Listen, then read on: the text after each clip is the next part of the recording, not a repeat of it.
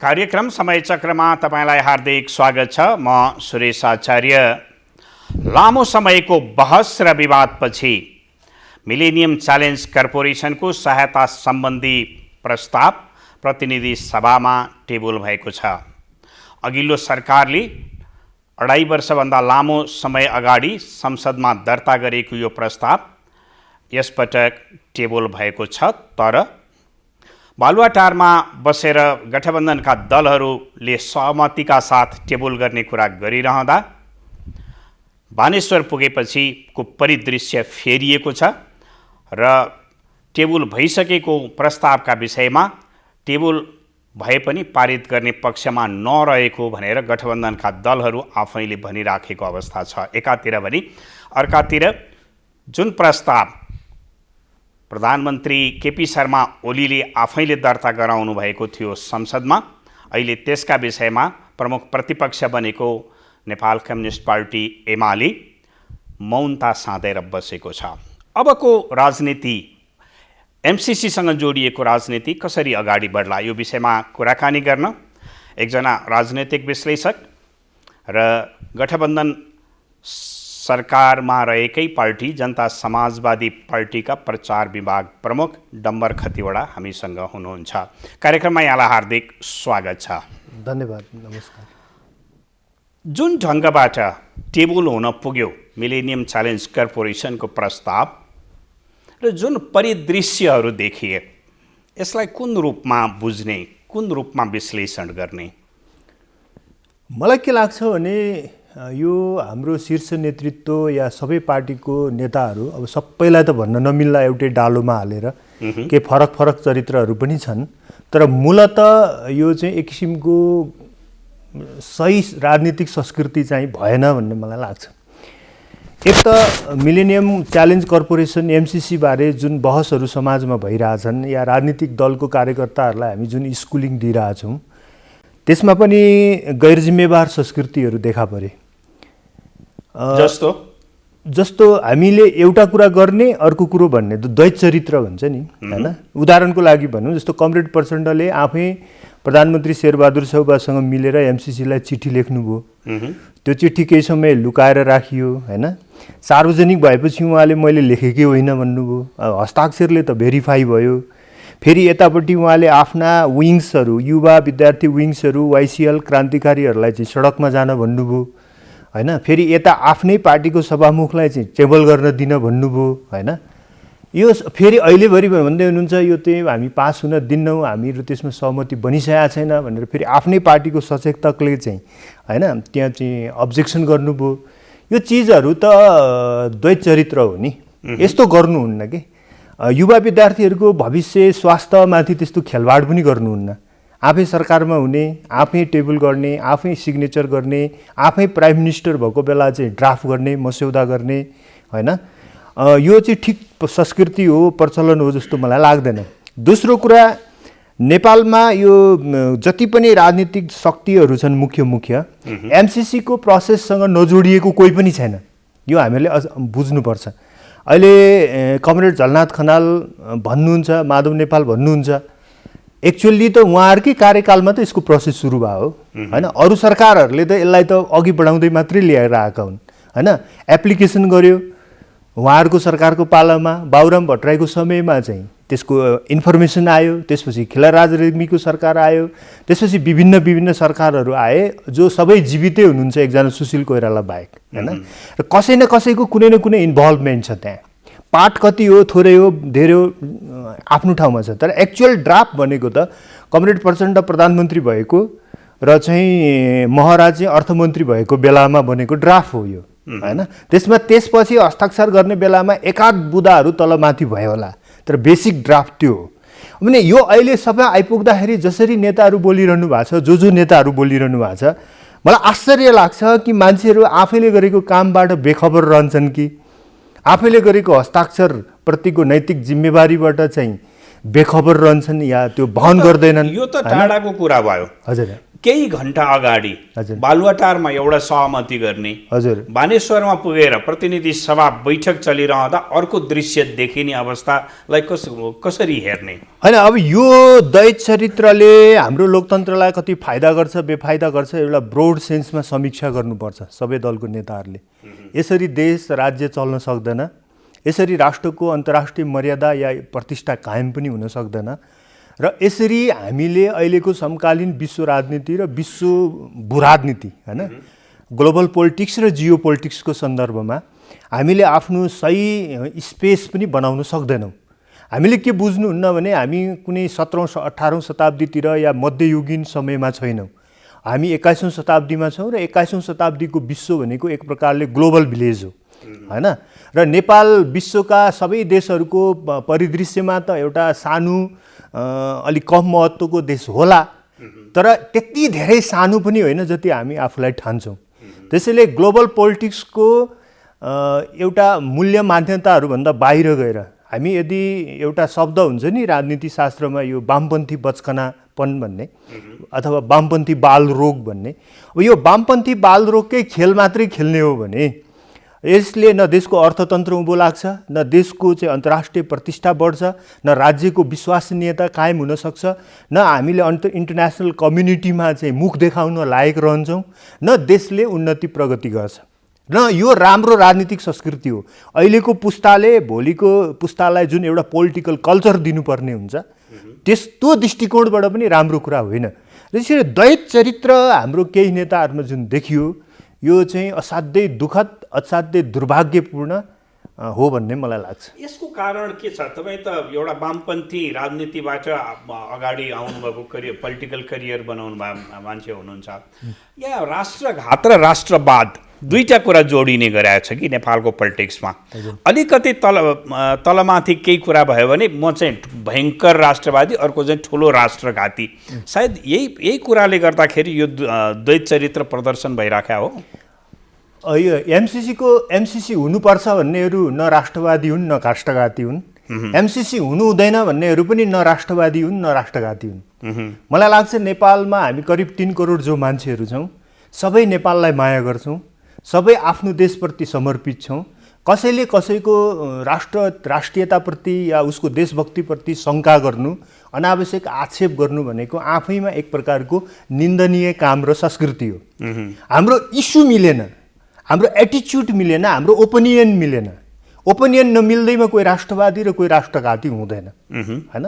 जहाँसम्म यस्तो परिस्थिति नेपालमा किन बन्यो भन्दाखेरि यसको अघि पनि मैले भने एउटा त आफूले गरेको कामबाटै आफै बेखबर रहने र जिम्मेवारी नलिने दैत चरित्र र यो पब्लिक रेस्पोन्सिबिलिटीबाट भाग्ने होइन एउटा संस्कृति जिम्मेवार छ भने अरू 2-3टा कारणहरू यसमा जोडिएका छन्।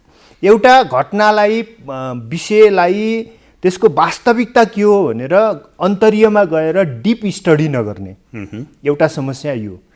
दोस्रो समस्या भनेको चाहिँ राजनीतिक पूर्वाग्रह होइन, राजनीतिक चलखेल नि होइन। जस्तो उसले ल्यायो उसलाई असफल बनायो भने म माथि पर्छु होइन होइन। जस्तो कमरेड प्रचण्डको मात्रै होइन, अहिलेको अपोजिसन पार्टी कमरेड ओलीकै भनौँ न, कमरेड ओलीले टेबल गर्न चाहनुभएको होइन। त्यतिखेरको उहाँको अर्थमन्त्री डाक्टर युवराज खतिवडाले लेखेको चिठी पब्लिकली आइसकेको छ। उहाँको सल्लाहकार तपाईँको विष्णु रिमालले यसमा केही छैन यो पारित गरे हुन्छ भन्ने भिडियो क्लिप्सहरू अहिले पनि सार्वजनिक सञ्जालमा छन्। उहाँको परराष्ट्र मन्त्री तपाईँको प्रदीप कुमार ग्यावालीले होइन अमेरिकामा गएर माइक पम्पियोसँग भेटेर होइन यो प्रोसेस हामी अगाडि बढाउँछौँ भनेर आउनुभएको कुरा, कार्यान्वयनमा हस्ताक्षर गर्नुभएको कुरा प्रमाण छन्। अब यति भएपछि त अपोजिसनमा भएको पार्टीले खुलेर भन्नुपर्ने हो नि, यो अनकन्डिसनल्ली पार्लियामेन्टमा आयो हामी हेल्प गर्छौँ भोटिङ गर्छौँ भनेर भन्नुपर्ने। पब्लिक रेस्पोन्सिबिलिटी त्यहाँनिर हो नि। उहाँहरू अपोजिसनमा पो जानुभयो त, देश छोडेर गएको हो र होइन। अपोजिसनमा जानु भनेको पब्लिक रेस्पोन्सिबिलिटीबाट मोरल रेस्पोन्सिबिलिटीबाट भाग्नु हो र होइन नि। फेरि हाम्रो त सिस्टम के हो त, हाम्रो त मल्टिपार्टी डेमोक्रेसी हो। पार्लियामेन्टको अपोजिसनलाई शुद्ध हामीले हाम्रो संविधानले कानुनले त राज्यको अङ्ग मान्छ नि त। विपक्षी दलको नेता भनेर उसलाई बकाइदा तलब भत्ता दिएर राखिन्छ, राज्यको सुविधा देखेर राखिन्छ भनेको त अपोजिसन पनि हाम्रो स्टेटको पार्ट हो। भने स्टेटको पार्ट हो भने अपोजिसनको रेस्पोन्सिबिलिटी गुम्यो, मोरल रेस्पोन्सिबिलिटी गुम्यो भने त स्टेटकै मोरल रेस्पोन्सिबिलिटी गुम्ने हो नि, होइन? त्यसैले उहाँहरू पनि त खुलेर भन्नुहुन्न, होइन? यो सबै चिज हेर्दाखेरि मलाई कहिलेकाहीँ चाहिँ एक प्रकारको विरक्त लाग्छ कि यो के गरेको होला मान्छेहरूले भन्ने। अर्को कुरा भनेको यो पोलिटिकल स्कुलिङको कुरा। पोलिटिकल स्कुलिङ नेपालमा के भइदियो, यो दुर्भाग्यपूर्ण स्कुलिङ भन्छु मैले, कि हामीले केही न्यारेटिभ्सहरू क्रिएट गऱ्यौँ, जस्तो अमेरिकी साम्राज्यवाद, भारतीय विस्तारवाद, महान चिनिया समाजवादी राष्ट्र यस्ता, होइन? जसले गर्दाखेरि हामीमा एक किसिमको राजनीतिक शिक्षा नै एउटा बायसनेसबाट आयो कि। जस्तो म भन्छ अमेरिकी साम्राज्यवाद, ल ठिक छ, त्यो एउटा पोलिटिकल टर्मिनोलोजी होला, त्यसलाई ब्रोड सेन्समा व्याख्या गर्न सकिएला। तर अमेरिका भन्ने जुन देश छ, जसको चाहिँ मलाई थाहा भएसम्म हाम्रो डिप्लोमेटिक रिलेसन भएको दोस्रो देश हो। जतिखेर भारत भन्ने देश जन्मिएको पनि थिएन, त्यहाँ इस्ट इन्डिया कम्पनीले शासन गर्थ्यो। इस्ट इन्डिया कम्पनीले शासन गर्दा बेलायतसँग हाम्रो युकेसँग फर्स्ट डिप्लोमेटिक रिलेसन थियो भने दोस्रो डिप्लोमेटिक रिलेसन भएको अमेरिकासँग हो। 70 वर्ष पुरानो 70-74 वर्ष पुरानो सम्बन्ध हो। यो 70-74 वर्ष पुरानो सम्बन्धमा अमेरिकाले नेपाललाई हानि पुर्याएको कुरो चाहिँ के त हो? के हो त्यो इभेन्ट? के हो त्यो घटना? के हो त्यो परिघटना? के हो? एउटा प्रमाण हुनु पर्यो नि त। उसले आफ्नो डिप्लोमेटिक रिलेसन भन्दा बाहिर गएर हामीहरूलाई दुःख दिएको, ठिक छ, संसारको अरू देशहरूसँग उसको रिलेसनमा प्रब्लम होला, होइन? अफगानिस्तानसँग होला, इराकसँग होला, सिरियासँग होला, अरू कतिपय देशहरूसँग होला, अनदर थिङ, त्यो अर्को कुरा हो। तर हाम्रो चाहिँ 70 वर्षको 74 वर्षको कुटनीतिक सम्बन्धमा मित्र राष्ट्रको हिसाबले हुनुपर्ने चिजहरूमा त्यो मर्यादाभन्दा बाहिर गएर नेपालको पोलिटिक्समा, नेपालको अर्थतन्त्रमा, नेपालको राज्य प्रणालीमा अमेरिकाले कुनै गडबडी गरेको हामीसँग इभिडेन्स, प्रमाण या घटना छ त? भन्दा त छैन। भने अब पोलिटिकल स्कुलिङको हिसाबले म अमेरिकालाई साम्राज्यवाद भन्ने स्कुलिङबाट आएँ, जन्मेँ, हुर्केँ, त्यस हुनाले उसले गरेको हरेक कुराको म विरोधै गर्छु भन्ने हो भने त्यो त अघि मैले भने जस्तो एक प्रकारको वामपन्थी बालरोग हुन्छ त्यो, होइन? त्यसको त कुनै उत्तर हुँदैन। त्यस हुनाले मैले 4वटा मुख्य पोइन्टहरू, एउटा गहिरो अध्ययनको कमी, अर्को सार्वजनिक उत्तरदायित्व लिन नचाहिने द्वैत चरित्र, होइन? अर्को पोलिटिकल स्कुलिङ र अर्को राजनीतिक पूर्वाग्रह। यो 4वटा कारणहरूले गर्दा यो चाहिँ अनावश्यक प्रोपोगन्डामा आयो, जो हुँदै होइन। जस्तो अमेरिकी सेना आउने हुँदै होइन, युरेनियम लाने हुँदै होइन, मुस्ताङ या हुम्लामा एयरबेस बनाउने हुँदै होइन, होइन? यस्तो हावादारी कुराहरूलाई शुद्ध पत्याएर युवा युवतीहरूलाई चाहिँ एउटा भावनामा बगाएर सडकमा ल्याउने र अनि आफै सरकारमा बसेर फेरि उनीहरूलाई चाहिँ पुलिसलाई लाठी हान्न लाउने, उनीहरूको टाउको फुटाउने, होइन? उनीहरूको हेल्थमा, उनीहरूको जिन्दगीमा, होइन? त्यसले कति ठुलो असर पर्छ, उनीहरू अपाङ्ग भयो भने के हुन्छ भन्ने चिजको शुद्ध कुनै ख्याल नगर्ने र मानवीय संवेदनाको शुद्ध ख्याल नगर्ने, होइन? यो एउटा गैर जिम्मेवार संस्कृति जुन देखिएको छ, यो त निकै दुःखद हो।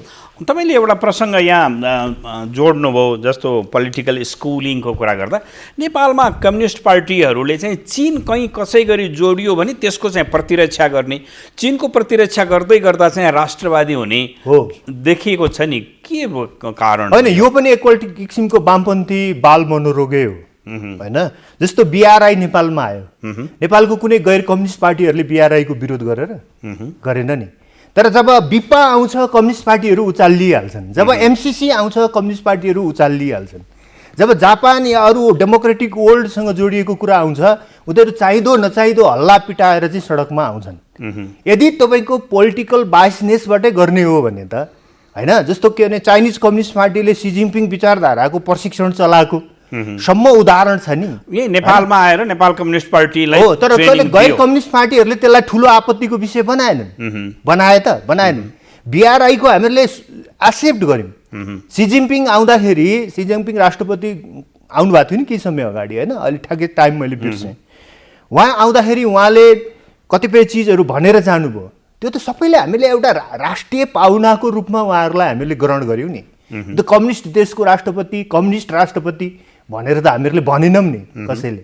तर जब अरूको कुरा आउँछ, कम्युनिस्ट पार्टीहरू किन यसरी उचालिन्छन् जसले न देशलाई कुनै फाइदा भएको छ, होइन? यो चाहिँ एउटा गम्भीर विश्लेषणको विषय हुनुपर्छ। एक अर्को कुरा समकालीन जियो पोलिटिक्समा, होइन? मैले 2टा शब्द भन्दैछु, एउटा ग्लोबल पोलिटिक्समा र जियो पोलिटिक्समा नेपालको के हो, हित के हो, कहाँनेरि हो, हाम्रो पोइन्ट के हो, हाम्रो स्ट्यान्ड के हो, हाम्रो स्पेस के हो, होइन यो चिजको एउटा प्रष्ट अन्डरस्ट्यान्डिङ हुनु पर्यो नि के हामी अमेरिकासँग अमेरिका साम्राज्यवाद हो अफगानिस्तानमा पसेको छ भनेर नेपाली सेना अब अफगानिस्तानमा अमेरिका विरुद्ध भिड्न पठाउने हो त्यो त होइन होला हामीले त आफ्नो नेसनल इन्ट्रेस्ट हेर्ने हो आफ्नो नेसनल इन्ट्रेस्ट हेर्दाखेरि के हो भने अहिलेको ग्लोबल पावरहरू र रिजनल पावरहरू सबैसँग हामीहरूले सन्तुलित सम्बन्ध बनाउने हो सबैसँग सन्तुलित सम्बन्ध बनाउने भनेको के हो त भन्दा हामीले बिआरआई पनि एक्सेप्ट गर्ने हो एमसिसी पनि एक्सेप्ट गर्ने हो बिपा पनि एक्सेप्ट गर्ने हो होइन अरू देशको पनि लगायत जस्तो हामीहरूलाई जापानले आएर तपाईँको हाम्रो बनेपा बर्दिवास सडक बनाइदियो नि त्यो त न अमेरिकासँग सम्बन्धित थियो न चीनसँग सम्बन्धित थियो न भारतसँग सम्बन्धित थियो होइन तर के हामीलाई जापानलाई रोड नबना भन्यौँ त भनेनौँ नि जापानले रोड बनायो गयो अहिले हामी सिन्धुली सडक मजाले हिँडिरहेछौँ त्यस्तै एमसिसी आउँछ हाम्रो विद्युत बन्छ हाम्रो सडक बन्छ ऊ फिर्ता जान्छ टेन्सन के को हो तर जस्तो अहिले राजनैतिक दलहरूका नेताहरूको अभिव्यक्ति हेऱ्यो भने यथास्थितिमा पारित हुन दिइँदैन र परिमार्जन हुनुपर्छ यथास्थितिमा सङ्कट कहाँनिर परिमार्जनको कुरा कहाँनिर छ के हो परिमार्जन गर्नुपर्छ म त त्यस्तो केही पनि देखिँदिनँ उहाँहरूले आफ्नो नाक जोगाउन मात्रै त्यो भन्नुभयो उहाँहरूले भन्नुहुन्छ यो संविधानभन्दा माथि हुन्छ भनेर कसरी हुन्छ संविधानभन्दा माथि मलाई कसैले बुझाइदियोस् संविधान भनेको जेनरली कुनै पनि देशको संसदले संविधान सभाले बनाउँछ र 2/3 बनाउँछ होइन अनि कानुन भनेको ऐनहरू भनेको हामी यसलाई त्यो सामान्य बहुमतबाट गर्दैछौँ सामान्य बहुमतबाट अनुमोदन गरेको चिज ठुलो हुन्छ कि 2/3 गरेको ठुलो हुन्छ कानुन सरह मात्रै हुने होइन तपाईँको सामान्य बहुमत भनेको ऐन सरह हो कानुन सरह हो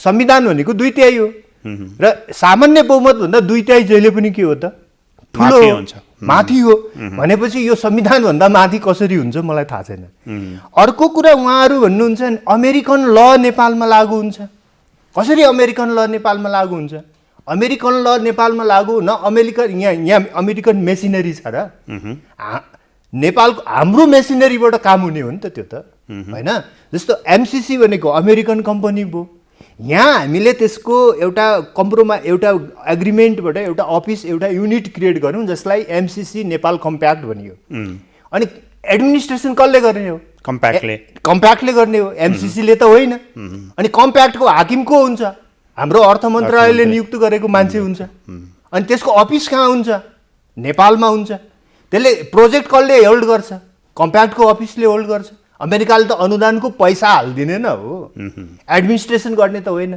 अनि एडमिनिस्ट्रेसन उसले गर्दैन भने अमेरिकन कानुन यहाँ कसरी लागू हुन्छ मैले त्यो बुझ्दिनँ होइन त्यसैले उहाँहरूले जे चिजलाई अर्को कुरा उहाँहरूले भन्नुहुन्छ अमेरिकन ल लागू हुन्छ यहाँ विवाद भयो भने के भने अमेरिकन ल भन्ने चिज छैन उहाँ के बुझ्नुपर्छ भने नेपालभित्र नेपालको कानुन लागू हुन्छ अमेरिकाभित्र अमेरिकाको कानुन लागू हुन्छ होइन यदि दुई देशबिचको सम्बन्धहरूमा कुनै समस्या आयो कुनै घटनाक्रममा तलमाथि भयो विवाद भयो भने इन्टरनेसनल ल लागू हुन्छ इन्टरनेसनल ल भनेको न नेपालको ल हो न अमेरिकाको ल हो त्यो त दुइटै होइन त्यो अर्को कुरा इम्पोर्टेन्ट कुरा के एग्रिमेन्टमा छ भने मानिलिउँ कि नेपाललाई घाटा हुने कुनै अप्ठ्यारो पर्ने कुनै सिचुएसन आयो भने हामीले जब उसलाई नोटिस दिन्छौँ नोटिस दिएको 30 दिनभित्र एग्रिमेन्ट के हुन्छ खारेज हुन्छ त्यहाँभन्दा स्ट्रङ ह्यान्ड होइन हातमाथि के पर्नुपर्ने नेपालको हामीलाई जुनसुकै दिन समस्या भयो प्र्याक्टिसमा भन्ने हामीलाई लाग्यो भने विदिन 30 डेज होइन यो एमसिसीको विषय भयो म अलिकति अब संसदीय प्रक्रियाको कुरामा जान चाहन्छु गठबन्धनको सरकारले टेबल गर्यो गठबन्धनका दलहरू असहमत छन् इभन तपाईँकै पार्टीभित्रको कुरा गर्यो भने पनि केही समस्या छ जस्तो बाहिर मिडियामा आउँछ अब यो बढ्छ अगाडि कसरी टेबल गर्ने भने पारित गर्नका लागि प्रस्तुत गरिएको होइन मेरो विश्वास के हो भने मेरो पार्टीको बारेमा यद्यपि तपाईँले किन तिमीहरूले क्लियर स्ट्यान्ड राख्नु भएन कार्यकारी अध्यक्षले भन्ने तपाईँहरूको बुझाइ होला तर मलाई के लाग्छ भने जसपाले एकमतले मेजोरिटीले यसको पक्षमा मत हाल्छ जस्तो मेरो विश्वास छ मेरो पार्टी भएको हुनाले अब हेरौँ घटनाक्रम कसरी जान्छ एउटा कुरा दोस्रो कुरा पारित गर्नु फेल गर्नु पास गर्नु त हाम्रो सार्वभौम संसदको अधिकार हो हैन तर सरकारको प्रयत्न चाहिँ पारित गर्नका लागि हो नि त टेबल गर्ने भने हो मलाई के लाग्छ भने सरकारको तर्फबाट टेबल भएको र सबै गठबन्धन मन्त्रीहरू टेबल भएको दिन पार्लियामेन्टमा उपस्थित भएको कारणले गर्दा गठबन्धन दलका सबैले यसको रेस्पोन्सिबिलिटी लिनुपर्छ र यसको पक्षमा मतदान गर्नुपर्छ। यदि कुनै पार्टीले यसको पक्षमा मतदान गर्दिन भन्छ भने उसले गठबन्धनमा बस्नु हुँदैन, हैन। अर्को कुरा अपोजिसनको रेस्पोन्सिबिलिटी के हो त्यो पनि यसपालि खुल्छ। उहाँहरू चाहिँ यसो देखाउनको देखावटी दाँत मात्रै उहाँहरूले गर्नुभएको हो कि यदि पार्लियामेन्टमा टेबल हुँदाखेरि अहिलेको सञ्चार मन्त्री होइन ज्ञानेन्द्रबहादुर कार्कीले उहाँले डाक्टर युवराज खतिवडाले लेख्नुभएको चिठी हुबहु पढ्नु भएको छ। अब यदि उहाँहरू यसको अपोजिसनमा जानु यसको विरुद्धमा जानुहुन्छ भने एमाले पार्टीको पनि विश्वसनीयतामा चाहिँ ठुलो कुरा आउँछ र उहाँले के भन्नुपर्छ भने त्यो चिठीमा मैले सही गरेको होइन भनेर चाहिँ युवराज खतिवडाले भन्नुपर्छ। जस्तो कि प्रचण्ड कमरेडले त्यसको जवाफदेहिता त ओलीले पनि जान्छ होइन, पनि जान्छ होइन, पनि जान्छ होइन, जान्छ नै। किन प्राइम मिनिस्टर सिस्टममा त मन्त्रीले उहाँलाई नभनिकन त युवराज खतिवडाले त्यो चिठी लेखेको त होइन। त्यसो भएको हुनाले मलाई के विश्वास छ भने सबै दलहरूले एकमतले यो पारित हुन्छ। केही साना दलहरूले नगर्न सक्छन्, नेमकिपा राष्ट्रिय जनमोर्चा जस्तोले नगर्न सक्छन्, तर अन्तिम समयमा माओवादीले शुद्ध यसको पक्षमा मतदान गर्छ भन्ने मेरो विश्वास छ। यदि गर्नुहुन्न भने त अब कोलिसन टुट्छ, त्यो त क्लियर कट कुरा हो होइन। कोलिसन टुटेपछि उहाँहरू एमसिसी भिन्नै केस थियो, म कोलिसनमा बसिरहन्छु भन्ने नैतिक अधिकार उहाँहरूले राख्नुहुन्न होइन। र अर्को कुरा पनि उहाँहरूले ध्यान दिनुपर्छ कि यो चाहिँ कुनै नर्मल गभर्मेन्ट होइन। अहिलेको प्रधानमन्त्री भनेको संविधानको धारा 76(5) को प्रधानमन्त्री हो। 76(5) को प्रधानमन्त्रीलाई नर्मल सामान्य बहुमत पुगेको नपुगेको चिजहरू चाहिँ सरकार राख्दैन होइन। त्यसैले हामीले समर्थन फिर्ता लियौँ, अब सरकारले बहुमत गुमायो भन्ने राजनीतिक अधिकार पनि उहाँहरूसँग छैन। त्यो राजनीतिक अधिकार त हिजो उहाँहरूले सर्वोच्चमा गएर हस्ताक्षर दिँदैखेरि गुमाइसक्नु भएको छ होइन। यो सबै चिजलाई विचार गर्दाखेरि एमसिसी पास हुन्छ भन्ने मेरो विश्वास हो। अब कदम कदाचित भएन भने पनि अब संसदको सर्वोच्चता हामीले स्वीकार गर्नुपर्छ। अब तपाईँले भन्नुभयो नि जस्तो गठबन्धन टुट्दै गर्दा सङ्ख्यात्मक हिसाबले त एउटा क्राइसिसमा त आउला नि गभर्मेन्ट होइन। अब त्यतिखेर दुईवटा उपायहरू हुन्छन् कि त हामी नयाँ कोलिसन बनाएर अब अपोजिसनले सपोर्ट गरेर पनि सरकार चुनावसम्म जान सक्छ, होइन कसैलाई त्यस्तो इच्छै छैन भने त यो त अन्तिम वर्ष पनि हो फेरि अब होइन, चुनावको वर्ष पनि होइन। अब त हाम्रो पार्लियामेन्टको टाइम नै कति बाँकी छ र, मुस्किलले 7, 8, 9 महिना बाँकी होला होइन। त्यस्तो बेलामा हामीले स्थानीय चुनावको लगत्तै 1 महिनाभित्र राष्ट्रिय चुनावमा जानुपर्ने परिस्थिति पनि हुनसक्छ। तर म त्यस्तो होस् भन्ने कल्पना गर्दिनँ, कामना गर्दिनँ। जस्तो तपाईँले माओवादीको कुरा गर्नुभयो नि, तर माओवादी त्यही पार्टी हो जसले चाहिँ शेरबहादुर देउबाको सरकारमा बस्यो, कङ्ग्रेसको सरकारलाई समर्थन गरेर आफू मन्त्री भइराख्यो, तर चुनावी गठबन्धन अपोजिसनसँग गर्यो, मन्त्री छाडेन। अहिले केही भिन्नता आउला?